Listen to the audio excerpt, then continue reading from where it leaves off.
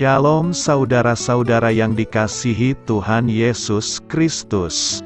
Selamat pagi, selamat berjumpa dalam renungan pada pagi hari ini. Selamat beraktivitas dan selamat melayani Tuhan. Kita bersyukur karena kemurahan Tuhan. Hari ini kita boleh bangun dengan kekuatan baru. Semua karena anugerah Tuhan. Saat ini sebelum kita mendengarkan renungan firman Tuhan, marilah sama-sama kita berdoa. Bapa kami yang di sorga, Bapa dalam nama Tuhan Yesus Kristus, Tuhan dan Allah kami yang baik, kami bersyukur untuk berkat kemurahan-Mu, di sepanjang malam Tuhan sudah lindungi kami, dan pagi ini kami boleh ada sebagaimana kami adanya. Semua karena berkat kemurahan Tuhan. Saat ini kami mau mendengarkan sabda firman-Mu. Jamah hati kami Tuhan, berikan pengertian yang baru, untuk kami memahami firman-Mu dan taat melakukan kehendak-Mu. Dalam nama Tuhan Yesus, kami berdoa. Haleluya. Amin. Saudara yang terkasih, ayat pembacaan Alkitab kita hari ini terambil dari 1 Korintus 3 ayat yang ke-21 sampai 23. 1 Korintus 3 ayat 21 sampai 23. Karena itu janganlah ada orang yang memegahkan dirinya atas manusia, sebab segala sesuatu adalah milik-Mu. Baik Paulus, Apolos, maupun Kefas, baik dunia, hidup, maupun mati, baik waktu sekarang, maupun waktu yang akan datang, semuanya kamu punya, tetapi kamu adalah milik Kristus, dan Kristus adalah milik Allah. Sahabat suara kasih, ayat emas renungan kita hari ini adalah 1 Korintus 3 ayat 22 sampai 23. Baik Paulus, Apolos, maupun Kefas, baik dunia, hidup, maupun mati, baik waktu sekarang, maupun waktu yang akan datang, semuanya kamu punya.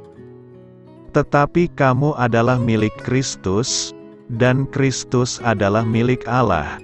Judul renungan kita hari ini adalah Menjadi Percaya dalam Tuhan, ditulis oleh Mike Pohman. Sahabat suara kasih, jutaan anak bahkan orang dewasa akan menemukan hadiah Natal di bawah pohon Natal mereka. Ketika kertas kado dirobek dan mengungkapkan isinya, kegembiraan akan memenuhi hati, tapi sehebat apapun kado yang didapatkan, itu semua sama sekali tidak sebanding dengan keberanian pemberian Tuhan yang diberikan saat Natal. Perhatikan janji Rasul Paulus yang mengejutkan dalam 1 Korintus 3 ayat 21. Dia berkata, segala sesuatu adalah milik-Mu, karena berada di dalam Kristus. Apa yang dimaksudkan Paulus dalam segala sesuatu? Hal-hal seperti dunia, kehidupan, kematian, masa kini dan masa depan. Bagaimana ini bisa terjadi?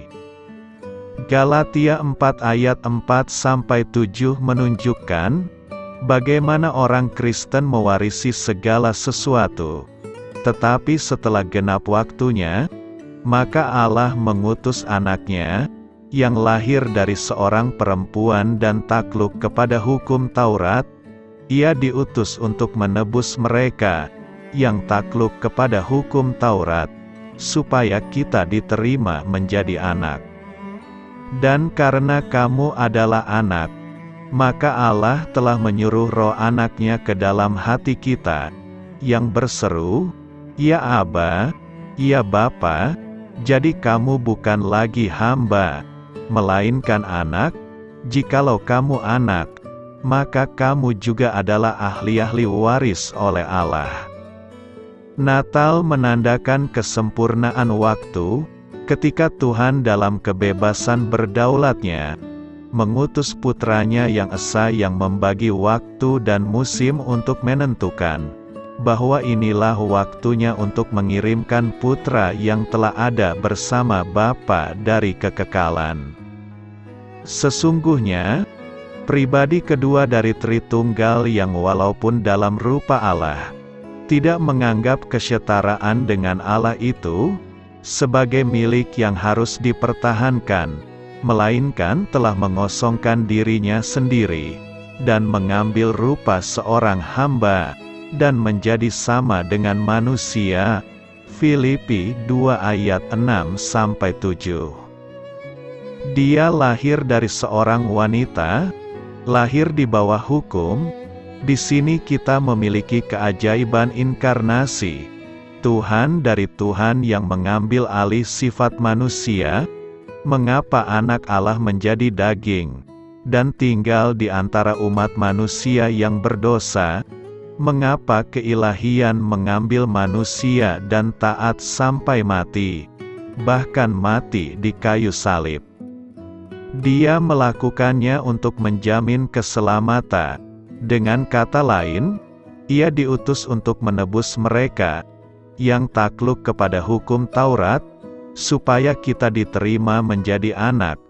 Galatia 4 ayat 5. Kristus datang ke dunia tidak hanya untuk membebaskan kita dari tirani dosa, kematian dan iblis, tetapi juga untuk memahkotai kita dengan kemuliaan yang tak terbayangkan. Benar bahwa di salib Kristus telah menebus kita dari kutuk hukum Taurat, dengan jalan menjadi kutuk karena kita, tetapi kita tidak diselamatkan hanya dalam pengertian negatif ini. Kita telah diadopsi ke dalam keluarga Tuhan, dan diberikan semua hak dan hak istimewa dari ahli waris yang sah. Paulus menangkap hal ini dengan indah dalam 2 Korintus 2 ayat 8-9. Sebab itu aku menasihatkan kamu, supaya kamu sungguh-sungguh mengasihi Dia. Sebab justru itulah maksudnya aku menulis surat kepada kamu, yaitu untuk menguji kamu, apakah kamu taat dalam segala sesuatu, dan kekayaan yang menjadi milik kita di dalam Kristus, jauh lebih besar dari apapun yang hanya berupa uang. Kekayaan ini sebenarnya adalah segala sesuatu, karena tetapi kamu adalah milik Kristus, dan Kristus adalah milik Allah. Ini adalah keberanian Natal, dan itu dimaksudkan untuk mengulangi, supaya terpujilah kasih karunia-Nya yang mulia, yang dikaruniakannya kepada kita di dalam Dia, yang dikasihinya. Sahabat Suara Kasih, Natal ini saya ingin berpikir dan hidup sebagai seseorang yang diadopsi. Salah satu cara untuk melakukan ini adalah dengan membuarkan setiap hadiah yang diberikan kepada orang yang dicintai, yang berfungsi sebagai penunjuk Injil. Marilah kita renungkan, dan ketika kita merasakan betapa bersemangatnya kita, ketika membuka hadiah Natal dengan kesenangan duniawinya, marilah kita ingat kembali kemuliaan abadi, yang menanti para ahli waris Raja, yaitu kita yang menjadi percaya dalam Tuhan Yesus. Amin. Tuhan Yesus memberkati. Sahabat Suara Kasih, demikianlah renungan firman Tuhan pada pagi hari ini. Semoga menjadi berkat bagi hidup kita, dan sebelum kita memulai segala aktivitas kita di pagi hari ini, marilah kita berdoa. Bapa kami yang di sorga, Bapa di dalam nama Tuhan Yesus Kristus, terima kasih Bapa, karena Engkau sudah menjadi Allah bagi kami. Kami juga bersyukur Bapa, untuk pertolongan-Mu, penyertaan-Mu, dan atas berkat-Mu di dalam kehidupan kami. Kami berbahagia dan bersyukur Bapa, untuk kebaikan-Mu di pagi hari ini. Tak berkesudahan kasih setia-Mu, tak habis-habisnya rahmat-Mu. Selalu baru setiap pagi, besar kesetiaan-Mu di dalam hidup kami. Terima kasih untuk firman-Mu. Pada pagi hari ini ya Bapa, kami mau belajar dan terus belajar tentang firman-Mu. Firman-Mu yang menguatkan dan meneguhkan iman percaya kami. Firman-Mu yang mengubahkan kehidupan kami. Kami mau berjalan bersama dengan Engkau, di sepanjang kehidupan kami Bapa, agar kami tidak tersesat di dalam dunia ini. Terima kasih Bapa, buat kesempatan dan nafas kehidupan yang masih Engkau berikan. Kami mau memakai kehidupan kami, untuk hormat dan kemuliaan nama-Mu. Segala pergumulan dan masalah hidup kami serahkan di dalam tangan-Mu. Engkau yang akan menyelesaikannya bagi hidup kami. Kami hanya berharap kepada-Mu, Bapa. Hamba berdoa untuk saudara-saudara kami, yang sudah mendengarkan renungan firman-Mu pada pagi hari ini, yang saat ini sedang mengalami sakit penyakit, pergumulan, masalah, kebutuhan ekonomi. Kiranya Engkau yang jamah, sembuhkan dan pulihkan. Berkati juga perekonomian mereka, serta berikan jalan keluar di setiap pergumulan masalah yang mereka sedang hadapi. Dan ajarlah kami Bapa, untuk selalu berharap dan percaya sepenuhnya kepada Tuhan Yesus. Kiranya Engkau yang terus memberkati kehidupan kami, keluarga kami, dan sanak saudara kami.